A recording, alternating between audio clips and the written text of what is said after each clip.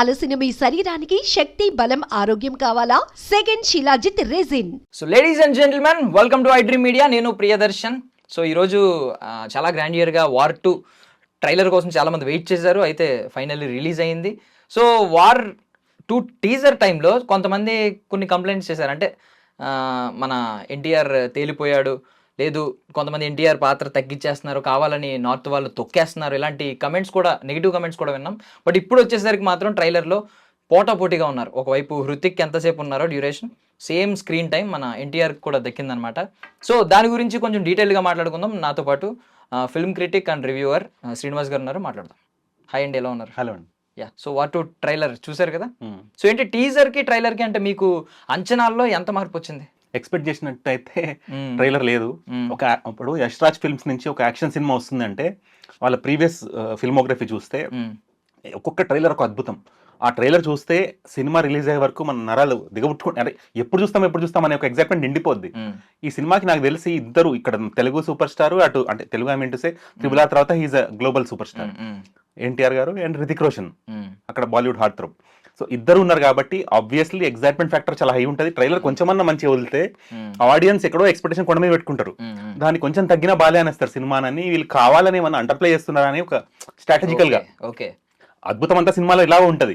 అవన్నీ ముందే గ్లింప్సెస్ లాగా చూపించేస్తే వీళ్ళు అవి లెక్క పెట్టుకుంటూ సినిమా చూస్తారు. కాబట్టి అలా కాకుండా ఎవరో వీళ్ళకి ఏంటంటే గైడెన్స్ ఇచ్చి ఉంటారు స్ట్రాటజికల్ గా, అంటే ఎమోషనల్ గా ట్రైలర్ కట్ చేద్దాము, ఆడియన్స్ అదే ఎమోషన్ తో సినిమాకి వస్తారు, వచ్చిన అద్భుతాన్ని ఎలాగో ఎక్స్పీరియన్స్ అవుతారు. సో అలా అనిపిస్తుంది. సో ప్రీవియస్ స్టోరీస్ లో చూసుకుంటే మీకు థీమ్ క్లియర్ గా ఎలివేట్ చేసేవారు కాదు. అంటే సంథింగ్ ఒక రాలో పనిచేసే వాళ్ళు, లేదంటే ఇలా దీనిలో పనిచేసే వాళ్ళు వాళ్ళతో ఫైట్ చేస్తూ ఉంటారు, పాకిస్తాన్ కానీ ఇలా ఐఎస్ఐ వాళ్ళతో కానీ ఇలా చూపించేవారు అంతే. మీకు ఇక్కడ ఏంటంటే థీము ఎవరి కాళ్ళకు పర్సనల్లీ, అంటే హృతిక్ రోషన్ క్యారెక్టర్ ఏంటి, ఎన్టీఆర్ క్యారెక్టర్ ఏంటి అని చెప్పి, దట్టు ఏంటంటే ఈక్వల్గా ఒకరి తర్వాత ఒకరికి స్క్రీన్ స్పేస్ ఇచ్చారు. అంటే ఏంటి, తెలుగు వాళ్ళు ఏమి కొంచెం మన మీద నెగిటివ్గా చూడకూడదు, ఎన్టీఆర్ కూడా ఈక్వల్ స్పేస్ ఉంటుంది అనే ప్రామినెంట్ అనే సూచనగా రిలీజ్ చేశారంటారా అలాగా ట్రైలర్ కట్? ఇది మనం ట్రైలర్ కంటే సినిమా చూసి లెక్క పెట్టుకుంటే బాగుంటది. సినిమాలో గనక అటు ఎన్టీఆర్ గారి స్క్రీన్ స్పేస్ తగ్గిన, ఇంపార్టెన్స్ తగ్గిన, వాళ్ళు ఊహిస్తారో లేదో పెద్ద పెద్ద గొడవలు అయితే అది పొరపాటున ఆ రిస్క్ తీసుకోరు. అండ్ ఫస్ట్ థింగ్, ఎన్టీఆర్ గారు కన్విన్స్ అయ్యి సినిమా చేశారు. అంటే ఒక హీరో ఒక సినిమా కన్విన్స్ అవ్వాలంటే చాలా ఫ్యాక్టర్స్ ఉంటాయి. వెళ్ళి స్టోరీ చెప్పగానే ఒప్పేసుకోరు, దానికి ఒక ప్రోటోకాల్ ఉంటుంది. ఒక 3-4 లేయర్స్ దాటాకనే మెయిన్ స్టార్ దగ్గరికి ఆ స్టోరీ రీచ్ అవుతుంది.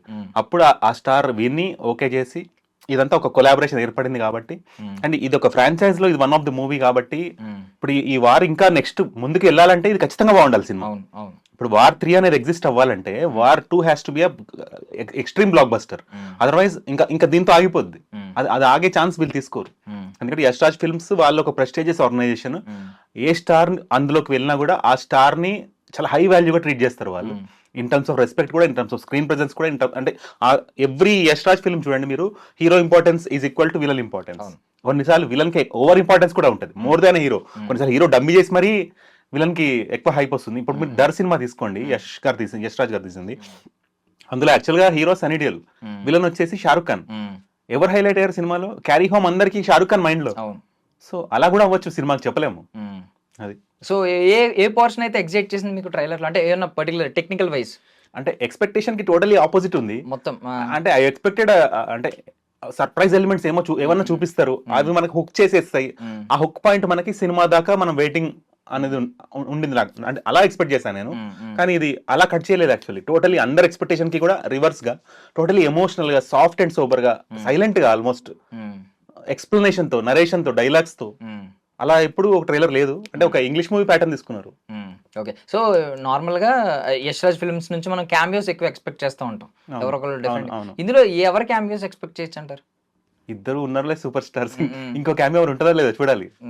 అంటే బేసికల్లీ వాళ్ళ ఉంటే ఇంకా అసలు ఎక్కడికో వెళ్ళిపోద్ది ఎక్సైట్మెంట్. మన తెలుగు వాళ్ళ నుంచి ఎవరినన్నా క్యామియో ఎక్స్పెక్ట్ చేయొచ్చు అంటారా మీ అంచనా? ఇదంతా మరి సర్ప్రైజ్ గా ఉంచుతున్నారు, మీరు చెప్తే నాకే అనిపిస్తుంది. ఉంటే బాగుంటది. అంటే ఇప్పటి వరకు మనం బాలీవుడ్ కాన్స్ ని చూసాం, వాళ్ళిద్దరిని వాళ్ళు ఎక్కడో ఒక స్టక్ అయినప్పుడు ఒక హెల్ప్ అనేది రావడము అనేది బాగుంది. మీరు అన్నట్టు ఎవరన్నా వస్తే సూపర్ ఉంటుంది. బాలకృష్ణ గారు వస్తే ఇంకా అదిరిపోద్ది. ఓకే, సో ఎలాంటి ఎక్స్పెక్టేషన్స్ పెట్టుకుంటే బెటర్ అంటారు ఆడియన్స్? బికాస్ అంటే మనం ఓవర్ ఎక్స్పెక్టేషన్స్ పెట్టుకుని వెళ్ళి డిసప్పాయింట్ అవడం కంటే మనం కరెక్ట్ గా ముందుగానే మైండ్ ని గైడ్ చేస్తే ప్రాపర్ అవుట్పుట్ మనకి దక్కుద్ది. అంటే ఇప్పుడు ఎలాంటి వాళ్ళకి క్యాటర్ చేస్తుంది అనేది కూడా కరెక్ట్గా తెలుసుకోవాలి. సో మీ ఇన్పుట్ ఏంటి? జనరల్గా బాలీవుడ్ వాళ్ళు ట్రైలర్ కట్లో అంత మన సౌత్ నుంచి వచ్చే మూవీస్ ట్రైలర్స్ సినిమా ఎలా ఉన్నా సినిమాకి ఫస్ట్ పరిగెత్తిస్తాయి ట్రైలర్.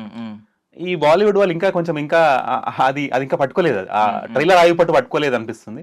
సో కొన్ని ట్రైలర్స్ ఎలా చేస్తారంటే వాళ్ళు మొత్తం సినిమా అర్థమైపోద్ది ఆడియన్స్ కి, జస్ట్ ఎక్స్పీరియన్స్ కోసం వెళ్ళాలి. ఇందులో మళ్ళీ ఇంకో క్లెవర్ మూవ్ ఏంటంటే ఆ ట్రైలర్ చూస్తే మీరు సినిమా చెప్పలేరు ఏంటి అని, సినిమా స్టోరీ ఏంటి, వీళ్ళిద్దరి మధ్యలో కాన్ఫ్లిక్ట్ ఏంటి ఏం అర్థం కావట్లేదు. ఇద్దరిని ఈక్వల్ గా చూపిస్తున్నారు, అసలు మరి ఇద్దరి మధ్యలో గొడవ ఎందుకు వచ్చింది, ఇద్దరి మధ్యలో ఫైట్ ఎందుకు అవుతుంది, అవును ఆ పాయింట్స్ ఎక్కడ కూడా ఇంకా మన గెస్ గేమ్ వదిలేశారు. అది ఇంకా మీకు మీరు ఊహించినది ఊహించుకోండి, లేదంటే సినిమా చూడండి వచ్చి అని. కరెక్ట్. సో ఇప్పుడు ఇద్దరు అటువైపు కూలీ కూడా వస్తుంది. మన సౌత్ చూసుకుందాం, అంటే నార్త్ పక్కన పెడితే మన సౌత్ రీజన్ లో కూలీ అనేది పక్కా మాస్ ఎంటర్టైనర్. సో ఈ రెండింటి మధ్య ఎలా ఉండబోతుంది అంటారు? ఫస్ట్ ప్రయారిటీ వార్ కదండి. ఇప్పుడు ఎన్టీఆర్ గారు గ్లోబల్ స్టార్ ఉన్నప్పుడు first priority always goes for youthful movie. Youngsters ఉన్నారు cinema, Hrithik Roshan is a youngster, NTR is a youngster. ఇప్పుడు ఇందులో చూస్తే Rajinikanth garu, Nagarjuna garu, they don't count in youngsters.